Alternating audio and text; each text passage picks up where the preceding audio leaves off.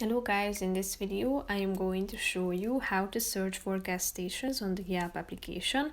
But first I just want to mention, don't forget to subscribe to my channel because at 10,000 subscribers I am going to show you my whole YouTube revenue statistics and growth strategy, how to make money online. Now let's jump into it. First of all, open the application on your phone.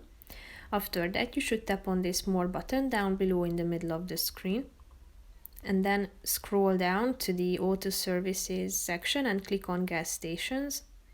Then scroll down again and click on the enter location section and type in your location. And in a few seconds you will be able to check out the available gas stations. Click on it and then you can see the opening hours, the pictures attached. You can see the highlights from the business. You can check it out on the map and get the directions. And basically that's it for this video, guys. See you in the next one. Bye bye.